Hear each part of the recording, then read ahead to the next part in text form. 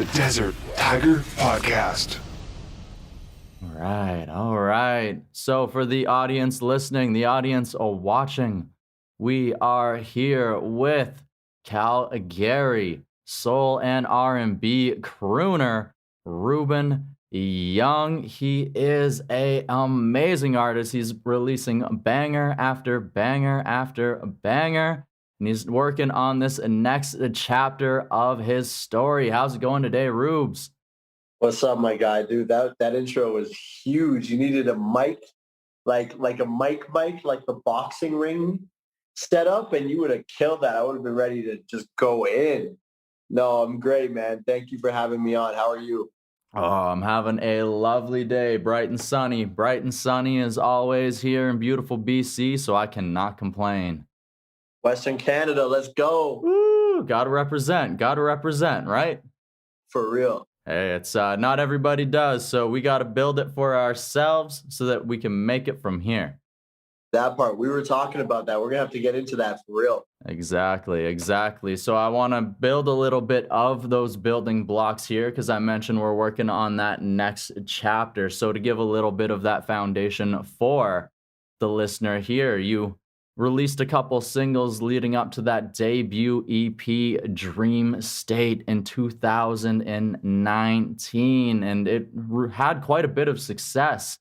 5 million streams, getting you quite a few opportunities. And that's just it, is that was that first EP, that first true collection of Ruben Young out into the world. So what truly went into exactly that dream? And then how have you tried to move on from that moment?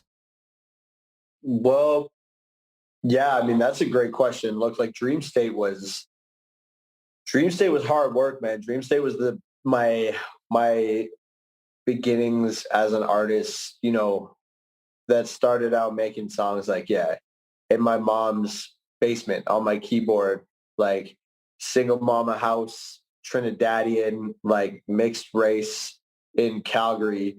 And knowing that as much as I love my home, my city, I the chances of making it as an R&B soulful pop artist just from the city and from the city alone is really tough unless something like blows up on TikTok, right? And Dream State for me was about, it represents the chapter of my life where I started leaving. And at that time I was leaving every week on the Sunday or Monday, getting on a plane and flying to a place like Vancouver, Montreal, Toronto, London, LA, Nashville, Toronto, and writing music every week with new people that I was DMing and getting in the studio with producers that make R&B, not just and hip hop and so on, not just ones that are trying, but ones that had kind of already been established. And I did that, and then I would fly home on Friday, bartend Friday, Saturday, Sunday, and then go out and do it again, right? That was 7 months of my life. And that was that's how I made Dream State, and that's how I started to find a bit of my sound. Like earlier on, I had dropped some singles that were poppy, but Dream State kind of got into this more soulful bag. And like you said, it did all right. It got me started and was really excited. Heading into 2020 was on this high, right? Man, we were got booked for South by for a festival in Amsterdam. Had just got back from Atlanta and Atlanta and LA, and doing writing sessions and really starting to feel the fruits of the labor a little bit and the momentum. And then like everybody else, COVID came, right? Took everything out. Right? Switched up the style on us. So yeah, that's kind of that's where Dream State had gotten me. And, coming off of being Artist of the Week in Canada at Apple, and coming off of finally getting a bit more notoriety, which, as you alluded to, it's from Western Canada, coming from where we do, it's hard. It's you gotta get it all yourself. You gotta put yourself in every position. Nothing really comes to you. And feeling proud of that, And not only that, but being at a point where I was ready to make a new chapter in music, a new sound. I had like been obsessed with this new, with well, not new, it's old, with the 70s for a minute. And I was ready to dive into that. And then yeah, COVID came. So everything switched up after those beginnings, man. Okay, so as you mentioned, we talked about this a bit earlier, and you mentioned it there is unless you really have something that pops off in like the prairie area, if you're an artist that's outside of a certain style of genre, country, folk, and a little bit of rock, then you exactly that, where it's you either have to have something that blows up or you almost have to go somewhere else in order to find, like you said, those true R&B producers, those people who can truly help you find exactly what you are hoping to do. Build a sound, build who is Ruben Young and what is that coming out into the world, right? 100%. I mean, yeah, unfortunately you don't like, you know, in Calgary before I moved to Toronto, I had a going away show and a release party for my new single at the time. And like we did 400 tickets and like for an indie artist getting started to do 400, I mean, normally if that's happening in Toronto, you're going to have some real people in the room. Like someone from Spotify, someone from Live Nation, someone from Ones to Watch, someone from App, someone from Explain, like they're going to be at your show. And, again, it's like you're putting in hard work, but they can come to you. They can come find you. If you're from Calgary, chances are that's not going to happen. Like it's definitely hard. And I was saying this, I've been saying it all year because it's just been I've been so reminded of it since I've been back. I've been back in Calgary for COVID.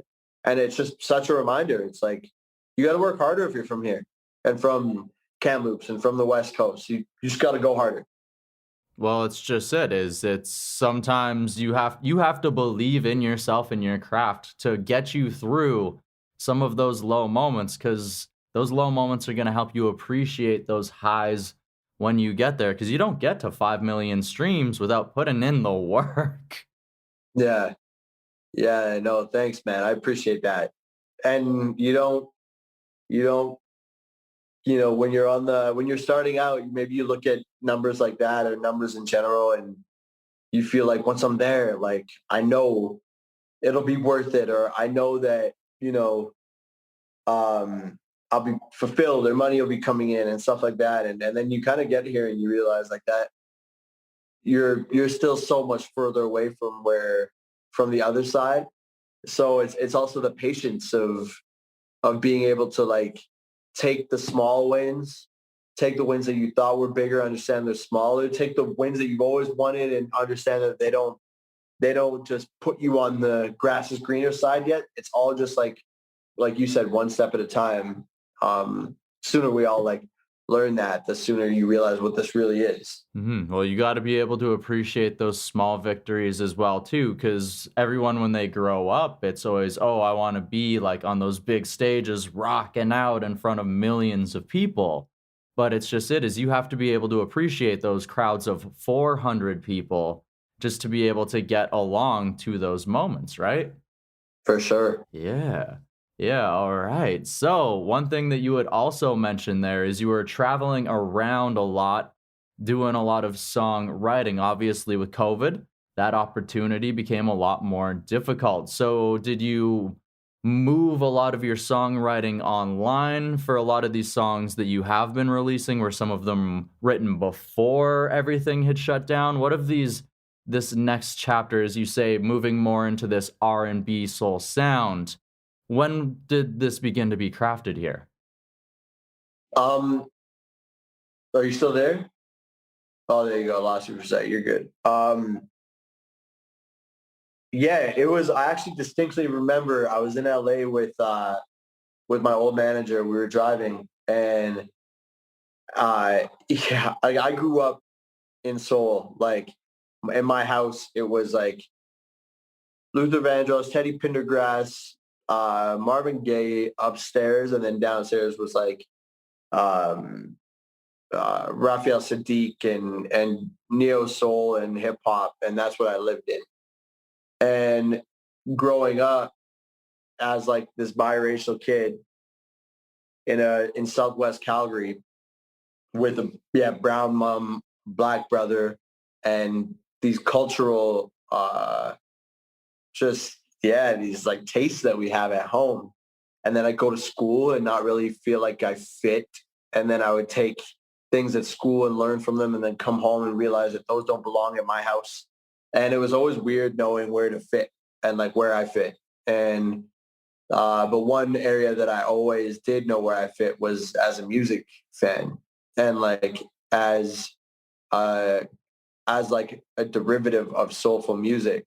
And as I grew up and I realized I'm not going to play basketball as a pro, like, you know, I was in even past that as a more grown up, like when I got my finance degree, I'm working downtown in a suit and I'm like, I don't know if I am one of these guys, like, but I know what I am. I am an R&B, like I am a soulful singer.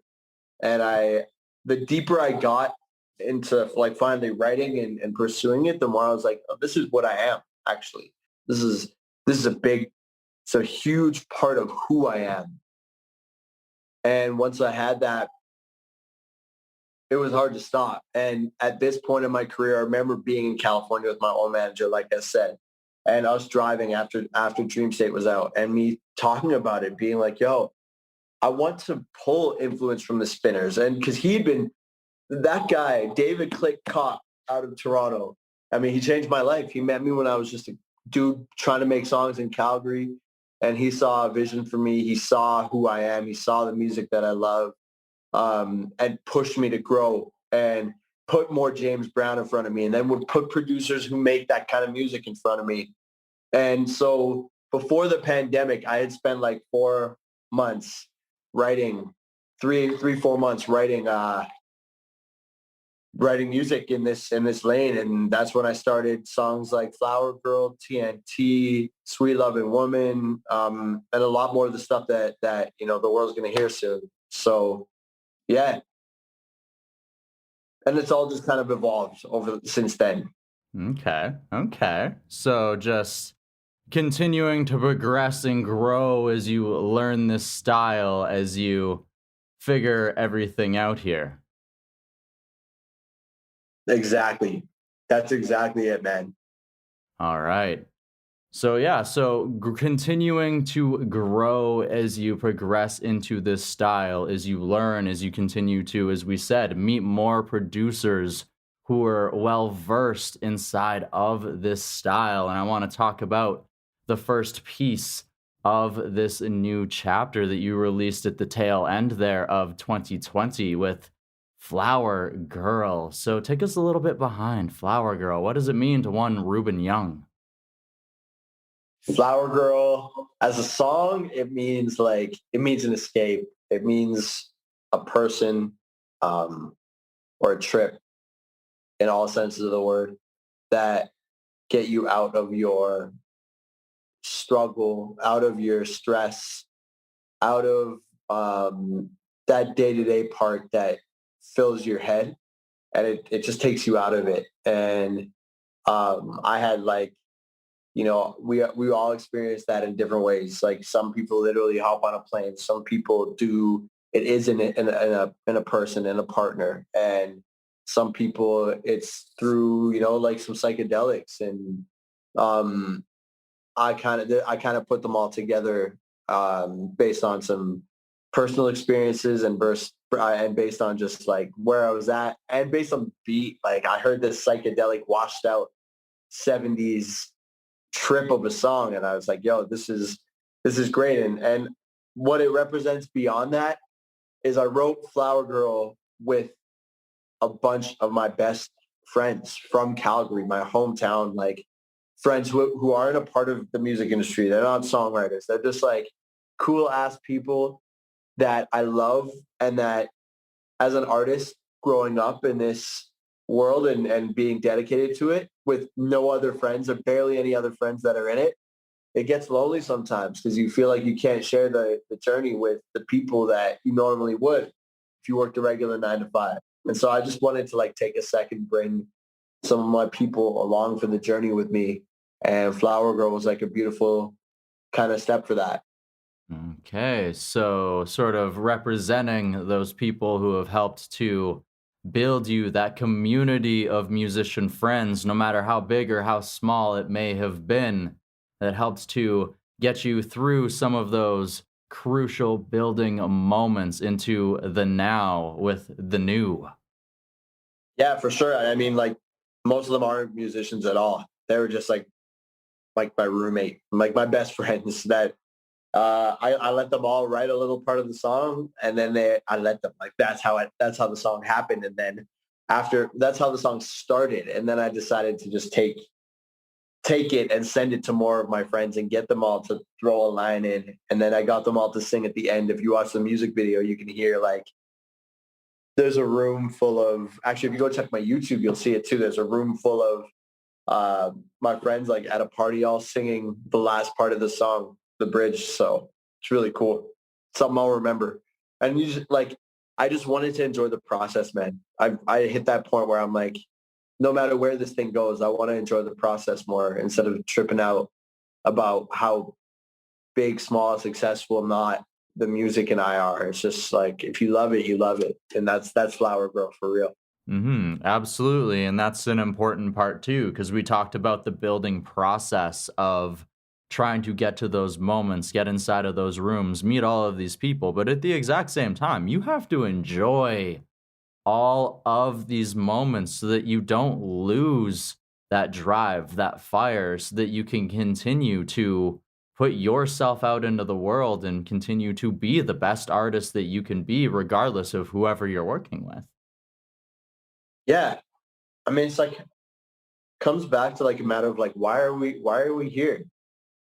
Like, why are we doing things like music and podcasts and art and creative when, you know, if your goal is money and success, your only goal, there's a lot of other ways to get there.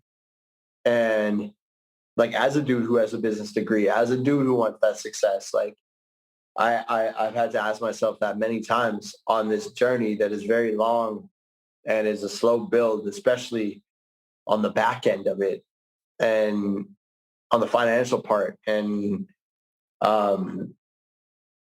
there's so many answers to that. But like I said, for me, it's identity.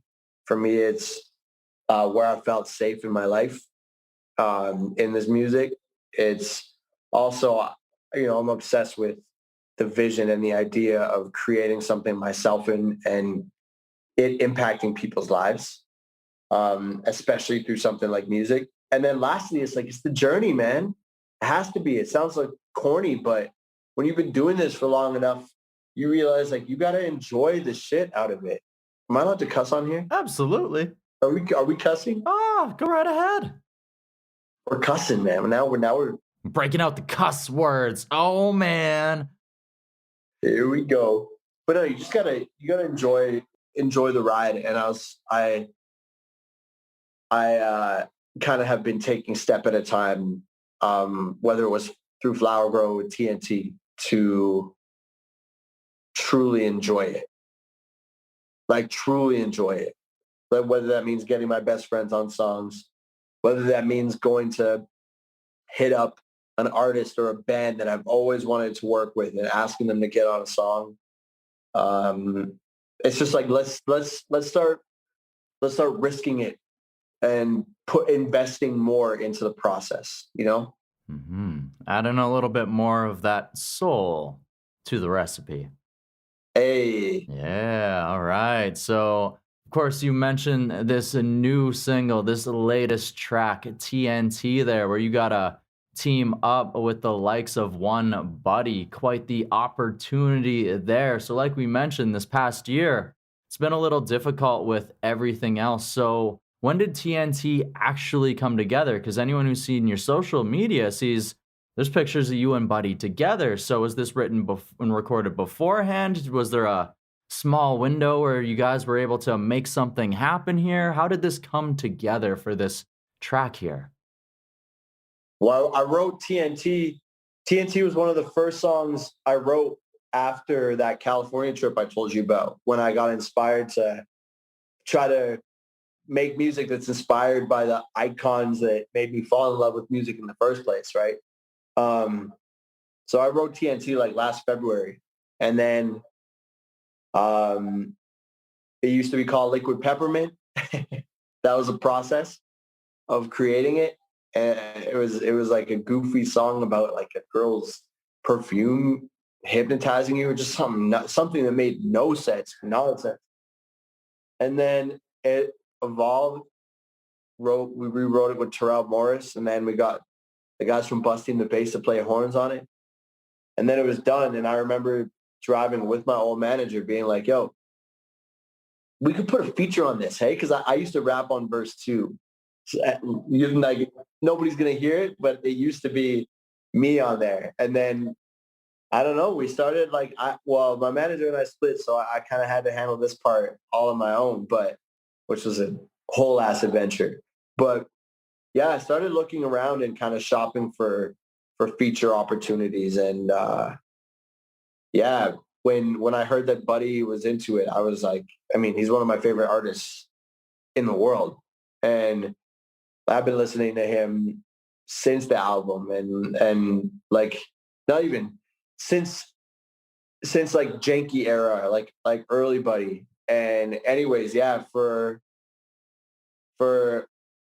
him to get on it was like special. So I mean, I gave you the long answer, but the LA trip literally just happened. I just got back from LA like 2 weeks ago. Oh, dang. So this has just been closed up then. Bro, yeah, we just finished it in time, put it out for the summer. It's crazy. So was it just like that quick of a flip? Did you already have some of the process in line to make sure that everything was already ready so that you could just take the song and plug and play it into like promoting it and pushing it and everything else? Because like 2 weeks is not a whole lot of time. No, it's not a lot of time at all, is it? Song was done. We just needed Buddy's verse on it, and he's a busy dude. He's got a lot going on, and we were texting, and he was like, yo, man, if only you were here, we could get in for real. And I was like, yeah, you said that to the wrong dude, bro. I'll see you tomorrow. Like, I'll be on the next plane. So, yeah, I pretty much got there. We got in, we wrote it, took 2 sessions, finished it up, and it was done. Like, just like that. So yeah, shot some content, shot a video, enjoyed LA, came back, quarantined, and then before I know it, it's like, yo, song drops in 2 days, and now it's been out for 4 days. It's crazy. Oof, 4 days, and it already has over 25K for the streams on Spotify alone. Already playlisted on a few of those nice big Spotify and otherwise playlists on the Apple Music and stuff too. So, getting a lot of traction, getting a lot of ears. So continuing to build on those building blocks, like we said earlier. Yeah, it's definitely been, I think it's at like 40,000 now on Spotify, which is cool. Like it's definitely the biggest like opening weekend I've had. So it's cool. I mean, there's a lot of, like we talked about, this thing takes a lot of patience, and there's a lot of people who are late to the party. We'll put it that way. There's a lot of people who, haven't got on the bandwagon yet that as an artist you kind of need. And I'm happy to just, like we talked about, be swinging the axe, like one chip at a time, being from where we're from, and just, getting on that map. And I'm excited to be making dents, man. I like that analogy. I like that analogy a lot because is you chopping the axe. When you take down a tree, you got to take it down intelligently. You got to take it out piece by piece, because the whole thing just doesn't crumble down. And if you don't chop it down the right way, it might fall down on you. It might fall the wrong direction. You never know what happens. So I really love that analogy. Ooh, the bars. Yeah, man. Exactly. All right. And you mentioned there that you had the opportunity to film some video content for this single too. Yeah, bro. I'll give you the low key. I'll give you the truth that nobody knows. Yes. Yeah, no, we shot some video. I'm hyped about it. Oh, nice, nice. Hype. Very exciting for sure. I rented like a 68 Buick LeSabre and yeah, cruised that thing around LA and shot some stuff. It was fun. Ooh, nice, nice. Getting the classic car, getting that LA vibe in. Probably a whole lot of sunshine too, I can imagine. For real. Definitely the sunshine. And I had I had made like a reference video, right? I found this roller skater in LA. She was really dope. She's like magical. Put kind of screenshot her video, put TNT over it just to see if it fit. It did. I was like, okay, cool. I got to find some similar people to this. And then I'm walking on in Venice Beach on the only day off on my LA trip. And I'm walking and I see this one guy roller skating in Venice Beach on the park. I'm like, oh, okay, let me go check his vibe. Check him, chat with him for a little bit, show him the song. And then he's like, oh, yo, my friend Kels is coming. Like, she's going to love this. Points over. And I can't even make this up, bro.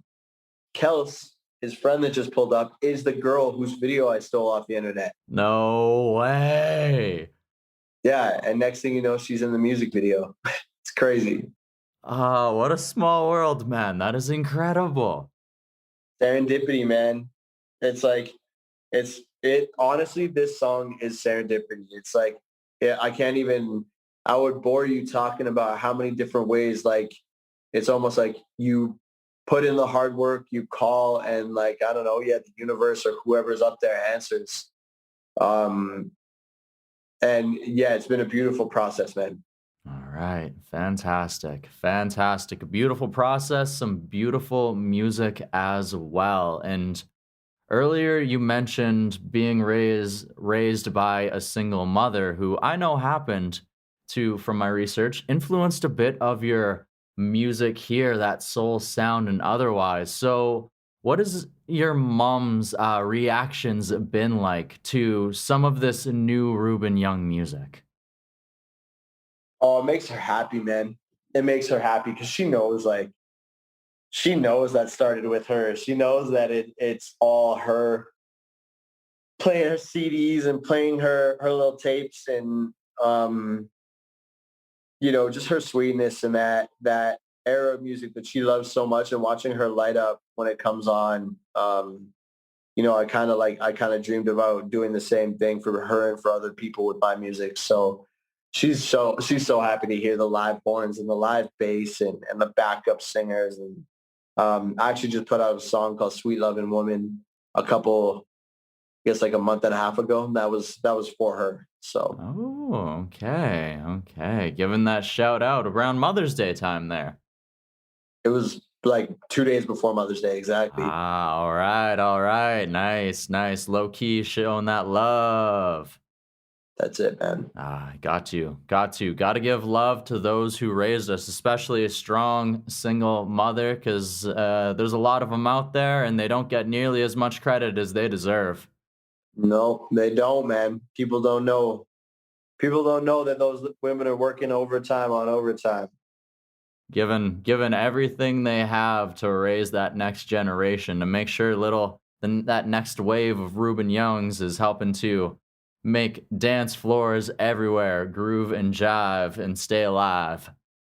That's it, man. They just want their kids to be happy, man.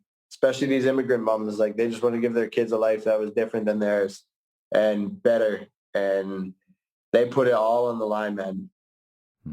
Hey, it's my mom was doing that single mom thing for a bit too, so I've got some mad respect. I got some mad respect for that stride, that grind. Yeah, for real. All right, Ruben. So we've talked about your growth into this next chapter, these last few singles here, moving on from Dream State into the next movement of Ruben Young. And I have one last question for you. Are you ready for it? Yeah, hit me, man. Okay, now that we have talked about that musical growth, it's now time to talk a little bit about you personally. So, over this last year and a half here of this process, how has this time, how have these singles, how have they helped you grow as a person, or what have they helped you learn about yourself? Oh man, it's a great question, bro. That's a deep one. I mean, I have to like, yeah, to think about how deep I want to go on that one. COVID was crazy, man. Like for everybody. I mean, the biggest thing I want to like start with is like COVID has nothing to do with me. It's like we all went through it, and I don't think that my journey is, anything uh, harder, better, worse. Like the struggle was the struggle for a lot of people, and shout out to everybody out there who made it and is making it through theirs. Mine was really tough mentally for me because as a person who makes music, creates, travels, does, lives life, enjoying the process of what they do, investing in it, taking risks to be a kid from a single mom, single immigrant mother's basement making music to trying to like do this thing at like the top of the game. That is my vision for myself. To go from that and the momentum that I had at the time to losing it all, and having life stop and writing songs to my laptop and not seeing people, not being fulfilled by humans, not playing shows, not connecting with fans, not even knowing what was next, and a lot of momentum just halting. Like it was, it was like, geez, patience, soul, um, and yeah, I guess like purpose testing. Um, but with that being said, I'm really happy that I am where I am because even during that process, where I also, my manager and I split up, um, the workload got bigger, but my team got smaller. Um, it was mentally challenging, but where I am right now is hands down the best position I've ever been in my career. We have so much music I'm proud of and excited about. We have so much support and potential around us that is really beautiful. And yeah, it's just like TNT is just proof that it works. It's been out for a couple of days and it's got more streams than like the song I put out for my mom, which is a damn shame, by the way. But it's just like you gotta see it through. You gotta persevere. And I mean, it's taught me that I'm meant to do this. And it's taught me that I have a lot of growing to do as a human being, but that's okay. And yeah, I'm just really proud of where things are at. And again, of everybody else that's going through their struggle as well. Absolutely. I love that answer. I'm glad that you have been able to learn some lessons. And of course, life is a journey of learning, of lessons. So I can't wait to see where that journey continues to take you, Ruben. Thank you so much for joining me here today on the Desert Tiger Podcast. Thank you, my dude. And pardon my little stuffed up nose. I think I woke up with the allergies today. No worries, brother. But yeah, yo, much love to you. Thank you. Keep doing your thing. Western Canada out here, taking over.